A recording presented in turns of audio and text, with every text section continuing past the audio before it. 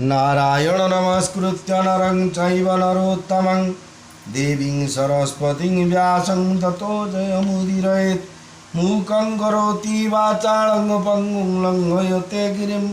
यत्कृपातमहं वन्दे परमानन्दमाधवं निगमं कल्पोत्तरगलितं फलं सुखमुखादमृतद्रवसंयुतं पिबत भागवतं रसमाणो मुहुरहो रसिका भुवि भावुका कस्तूरितिलकं ललाटपटले वक्षस्थले कौस्तुभं नासाग्रे वरमौक्तिकं करतले वेणुकरे कङ्कणं सर्वाङ्गे हरिचन्दनं सुललितं कण्ठे च मुक्तावळि गोपस्त्री परिवेष्टितविजयते श्रीगोपालचूडामणि जगदानन्दकन्दाय प्रणन्तार्तिहराय च नीलाचल निवासाय जगन्नाथाय ते नमः। मोर प्रिय भाई भौणी माने पवित्र श्रीक्षेत्र धाम पुरी क्षेत्र आपण शंखनाभि क्षेत्र मुख्य क्षेत्र पावन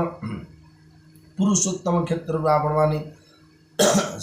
श्रीमद्भागवत महापुराण दशम स्कंध द्वारका लीला चरित्र श्रवण कर जहाँकि चतुर्नवतितम अध्याय 94 अध्याय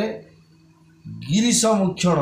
आपण से चरित्र श्रवण करते। वर्तमान परीक्षा करी भृगु मुनि विष्णु को सर्वश्रेष्ठ जानी सकल मुनि को कहले वर्णन 95 भगवान को परीक्षा करते आज्ञा भृगु ऋषि कौन भी ना सब देवता माने सब मुनि विषय विचार करे बजे दुनिया जिते सब सहिबा गुण अच्छी ब्रह्मा गठे ना विष्णु गठे ना महादेव गठे तेणु परीक्षा करने भृगु मुनि जाते आसतु तार ये परीक्षा भगवान पवित्र चरित्र पावन चरित्र जीव मुक्ति भागवत आगे कान में पड़ी मैंने आप निश्चय दिन ना दिन मंगल साधन हम ये आत्मविश्वास रखते हाँ मुझे शुणी कौन टे आज्ञा क्या दिन चारिपद गाड़ी कहते से केतले कार्तिक पछाड़ू आज्ञा पछुचा नईकि यहीटा दिन ग्यारंटी अच्छी सेमती आज्ञा भागवत भगवान कथा आप श्रवण कर फल आगे निश्चय मिलवाटा आप प्राप्ति विश्वास आप था न था कि आप विश्वास करना निआ चटुटी के आनी अंटारे पकईदेव बोले ना निआ जा तातुनी मोर विश्वास नहीं बोले कारण आप पढ़े ना जड़ी सेमती आज्ञा तार गुण सी सत हमें देखते आसतु तार श्रवण करवा श्रीमद्भागवत महापुराण दशम स्कंध 95तम अध्याय परीक्षा करी भृगु मुनि विष्णु को सर्वश्रेष्ठ जानी सकल मुनि को कहले वर्णन 95 जगदानंद कंदाय प्रणंतार्ति हराय च नीलाचल निवासाय जगन्नाथाय ते नमः। श्री शुकवाच शुण राजा परीक्षित कृष्णम हिमा भागवत पूर्वे जे सरस्वती तीरे मिलिस कल मुनिवरे यज्ञ करिबा अनुमते विचार करी सर्वे चिते जगते देव देवतिनी विष्णु शंकर पद्मजनी ये तीन मध्य जे कारण से आंभ यज्ञ रे वरण ये संसार देवदेव महादेव भगवान विष्णु एवं देवदेव चतुर्भुज कि चतुर्मुख ब्रह्मा ये 3 जन सर्वश्रेष्ठ आम जी श्रेष्ठ होती आम प्रथम अर्घ्य पात्र वर्ण करवा ये मनते करी सनमत भृगु जे ब्रह्मांकर सुत ये 3 देवता कलने ताकू पेशी दूत पणे बोइले वचन विश्वास 3 देवं गुरु कसियास बोइले वचन विश्वास 3 देवं गु कसियास ऋषि आज्ञा घेनी बेगे भृगु चलिले शून्य मार्गे ब्रह्मांक सभा मध्य जाई भृगु मिलिले छल वही ब्रह्मांको छलिवार आछे अवज्ञा करी बसी पाछे ब्रह्मांको प्रणाम न कले स्तुति वचन न बोइले ता देखी ब्रह्मा महाकोपी गाढ़े दशने ओष्ठ चापी बोलंती ज्येष्ठ पुत्र ही मोते अवज्ञा से वही पुणी विचारी दिव्य ज्ञाने पुत्र को नाशिवा के सने या कले आज नाश मोते होइब अपजस एते विचारी दुष्ट मन दक्षिणे ब्रह्मा कले सम अनल चिन्हे जल पाई लिभई कुंड मध्य थाई भृगु को पुत्र भाव घिनी शांत होइले कुश पाणी भृगु जानिले तांको चित्त तक्षणे होई भयभीत नवीन ब्रह्मांक चरणे भृगु चढ़िले तो दक्षिणे पथे चलन्ते मन तो से मिले कैलास देशे रुद्र उठिले भृगु चाहि बोलन्ती मो ज्येष्ठ भाई धाइले आलिंगन आछे भृगु चढ़िले बाम पाछे ता देखि रुद्र कोप भरे बेगे त्रिशूल घेनी करे धाइले अरुण लोचने दहिबा प्राय त्रिभुवने ता देखि देवी कर जोड़ी बेगे शंकर पादे पड़ी अनेक स्तुति वाक्य भणी शांत कराई शूल पाणी अनेक मते भाव कले भृगुजे वैकुंठ गले द्वारे पसंते ब्रह्मा सुत शुणिले विष्णु निद्रागत मूर्ते रही अवकाशे तक्षणे भृगु महारोषे विष्णु शयन स्थाने मिली निद्रा अचेत बनवाणी उत्तान शयने आनंदे ता देखि भृगु महाक्रोधे ब्राह्मण पणि गर्भ बही पाद माइले हृदय नहीं गोपे गर्जंती करुतर शुणी उठिले चक्रधर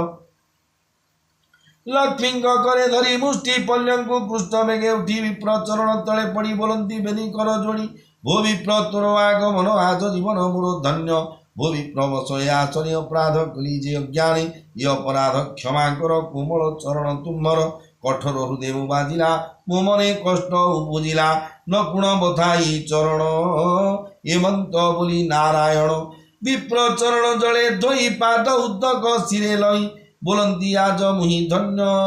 पवित्र होइला जीवन देखु भगवान पाक ब्रह्मा पाक गले ब्रह्मांकर ये होते पुत्र तेणु जी देखला न जाला नमस्कार हलेनि कि किसी सम्मान जड़ेनि जहाँद्वारा ब्रह्मा क्रोधित हो बोले कि पुओ ये गोटे बड़ पुओ को जन्म होता है कि गोटे पुओ मो नमस्कार देनी सम्मान दबार जानी ये कि विद्या कि ज्ञान आपको मारे कि लाभ अच्छी छाणपत्र कहदे भल ये भावना किसी क्रोधित होकर निज क्रोध को शांत कर चलिए तापर परीक्षा कर ब्रह्मा देखिले क्रोधित हो टिके भूल पे टिके असम्मान हबार सागे सागे सी क्रोधित देवदेव महादेव पाक गले सी मत बाटे भेटा भेटू सी आलिंगन करने भृगु ऋषि पाक आसिले देवदेव महादेव ये कौन गले फिल्म अपराध शाशु को बुनिया मार बहुटा सी गोटा बोली पछाड़े पड़ा बेले सैड जहाँद्वारा क्रोधित हो त्रिशूल धरी गोड़े मारिया किंतु भगवान पाक विष्णु पूर्व गले से शोती अवतार गोईठारे मारदे क्रोधरे जो मारे सी गोड़ धरी से कहते हे प्रभु ये ब्राह्मण श्रेष्ठ आपण पाद बथई थी मो अचल महामेरु मो देहरे जो आप शक्त जो आघात देले मत कि कष्ट हो पथर टेक आगे गोईठा टे मुठा बक्सिंग मार कष्ट आमू ना पथर को हम सी बहुत अचल महामेरु से देखो भगवान कथा केते सुंदर भाव ये हूँ भगवान महिमा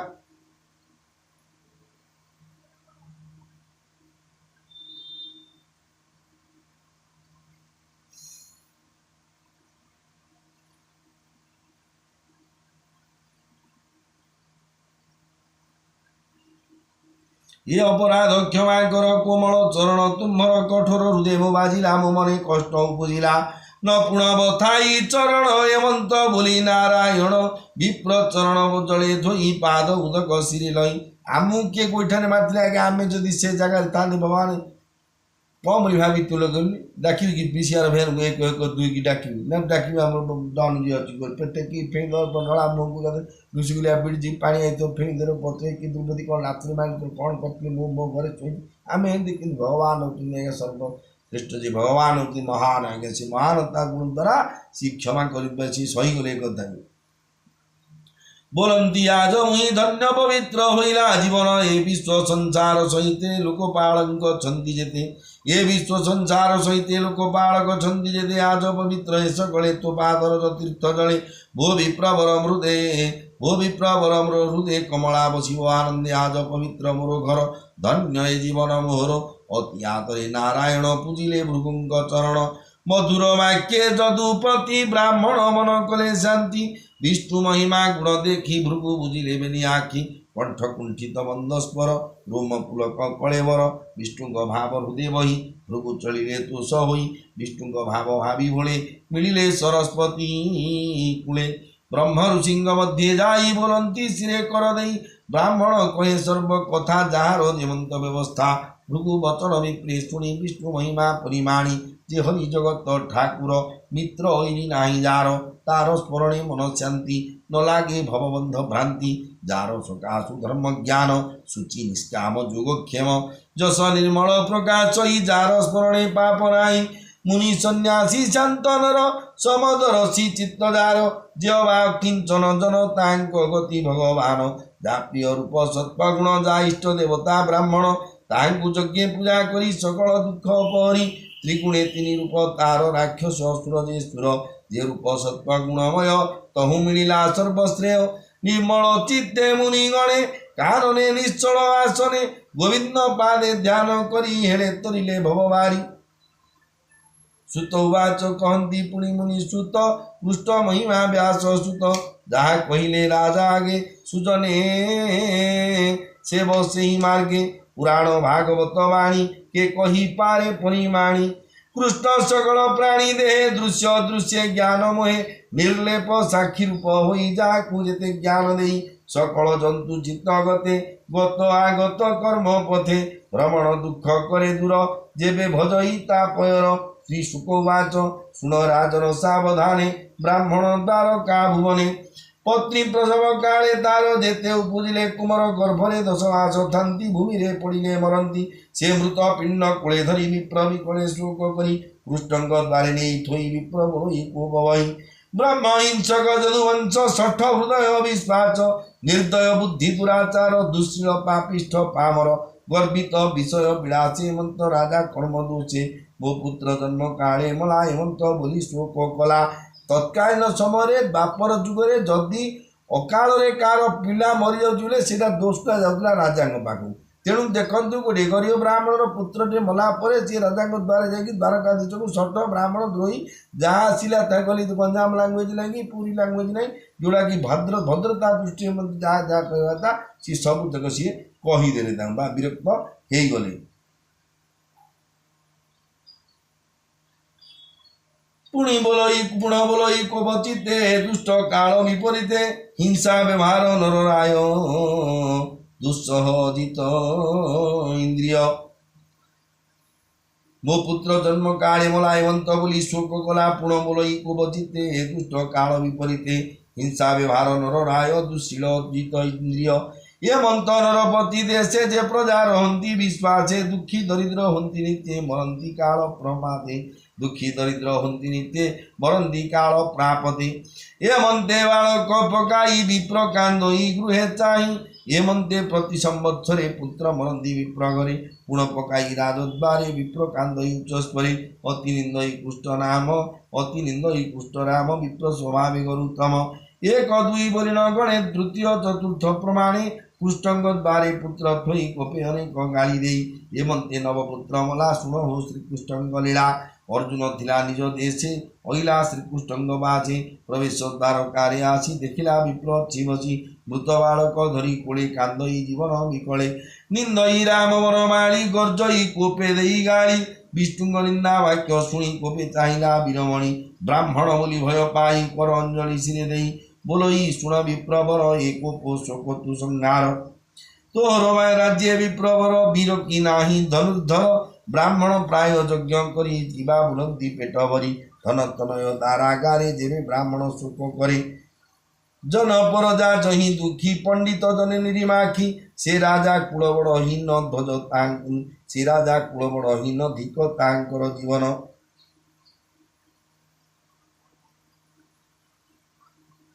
जन परजा न रखती नटंग प्राय से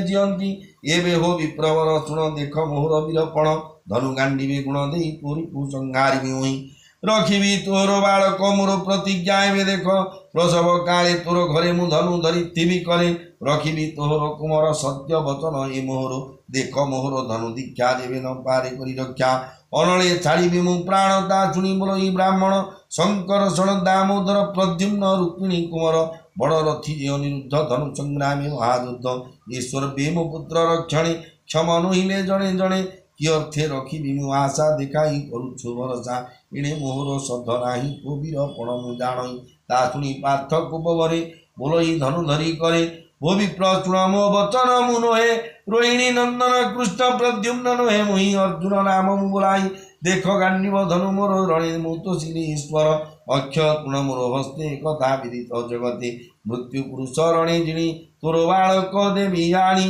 न देले दहिबी जीवन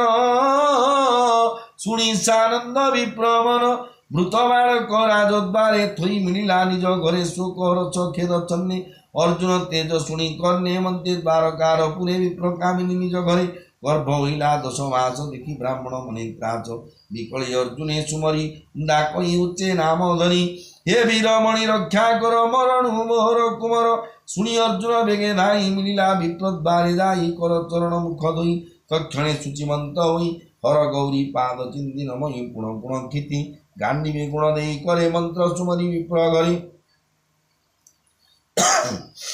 रुंदिला नाना शस्त्र जोगे विप्र भुवन दश दिगे पंजुरी मध्य जन्ने पक्षी विप्र भुवन तेन्ने रक्षी वंदे जन्मिला नंदन अर्जुन सुनिला रुदन भूमि न पड़ू शून्य गला बालक कहीं न देखिला तक्षणे विप्र कोप भरे मिलिला अर्जुन चामुरी बोलोई परुष वचन धिक अर्जुन तो वचन तोर न पुंजक वाणी मुहि पापिष्ठ ताहा शुणी न जानी होइली हरस एबे मौ निष्फल निराश मृत पुत्र को धरी कोले दंडे देखई बेली डोले एबे से पुत्र गला किणे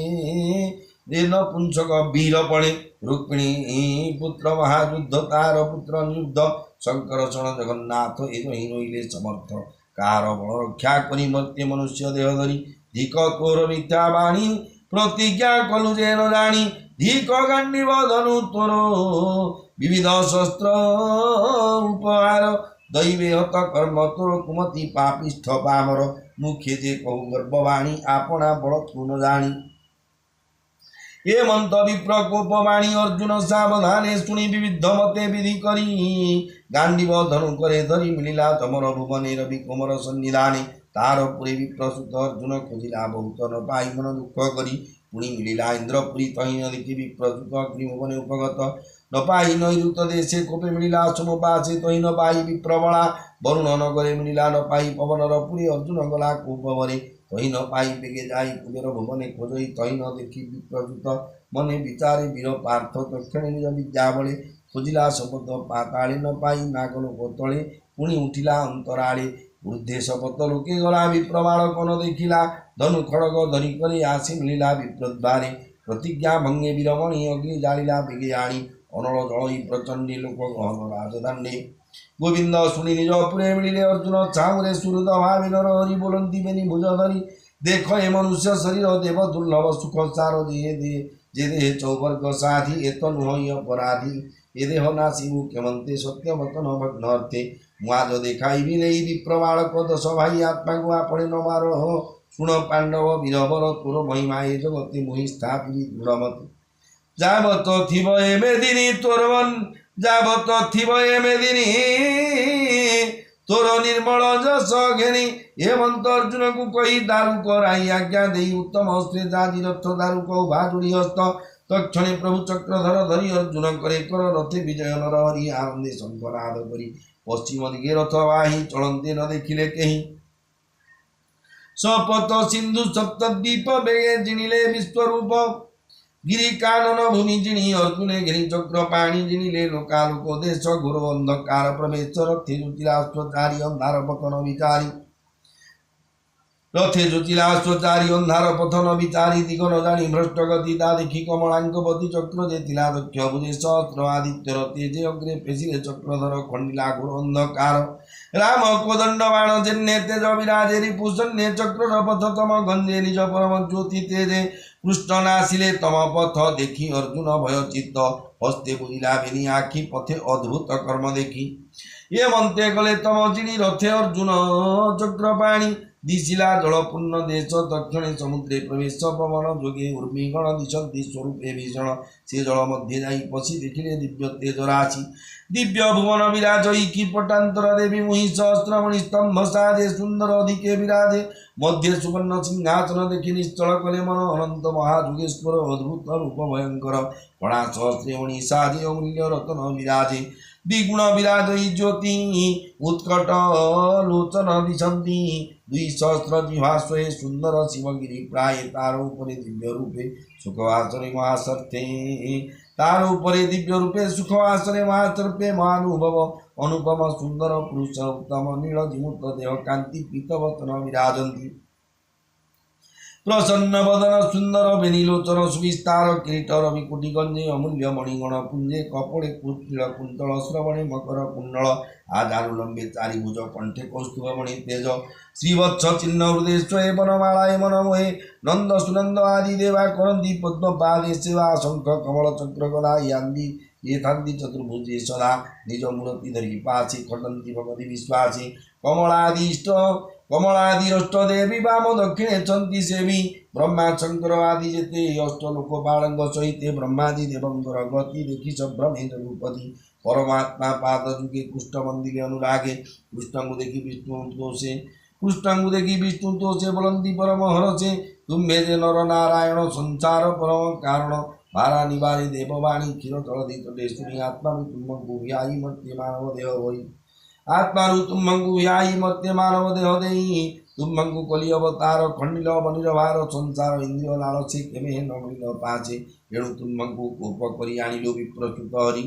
देखिवा पाई तुम रूप हसी कहती पद्म मुख एबे हो विलंब न कर हेमंत कही चक्रधर विष्णुंग बजे विप्रच्युते तिले अभय निश्चिंते कृष्ण अर्जुन संगे जाई मिलिले विप्र दश भाई देखी सानंद चक्रपाणी अर्जुन तुले तांकु आनी रथे बसाई दामोदर बेगी मिलिले निज पुर ब्राह्मण द्वारे पुत्र दी पादे नमिले भावग्राही बोलंती निज नियतुर सुत तू मते निंदिलु बहुत दश बालक अन्य गणी संभाल बोली चक्रपाणी अर्जुन कर करे धरी मिलिले निज पुरे हरि कृष्ण अद्भुत कर्म देखी अर्जुन मने उपलक्षी विष्णु परम धाम चिंती निज स्वभावे कला भीति चतुर वर्गता दाता हरि कपटे नर रूप धरी प्राणी की वरे अनुकंपा एते विचारी कला शंका कहती सुख मुनिवर सुन अभिमन्यु कुमार यादि जेते कर्म हरि कले मनुष्य देह धरी नाना विषय भोग भुंजी देव मनुष्य मनरंजी क्षत्रिय धर्मर उचिते ब्राह्मण वाक्य वेदमते अनेक कले यज्ञ दान जे वेद आगम विधान यज्ञ भोजने तुष हुई जेते इंद्रवर चई जे यज्ञ भोजने तुष हुई जेवंते इंद्रवर चई शेष सुख श्रीमते श्रीकृष्ण वर्तिले जगते ब्राह्मण आदि प्रजा जेते सर्व संपद नानामते जादव वंशे होई जात संगते घेनी पांडुसुत निमित्त मात्र तांकु करी भारा नासिले नर हरि धर्म नासी धर्म पाड़ी जगत नाथ मनमाणी से कृष्ण चरण कमले सुजने चिंत सुनिश्चले माया संसारे नुहरत छाड़ी अमृत भागवत ये सुख ना बहेले छाड़ी नमर भव जले बुड़ी हरि चरणे करी आस कहती जगन्नाथ दास श्रीमद भागवते महापुराणे पारमंचन संगीतायां दशमस्कन्धे द्विजपुत्राणां नाम पंचनवतितमोऽध्याय भीमस्यापि रणमङ्गलं जगद्ब्रह्मण्यदिग्ब्रह्मवा मधुसूदन विद्याजनम ब्रह्मण्य देवाय गो ब्राह्मण हिताय जगद्धिताय कृष्णाय गोविंदाय नमः।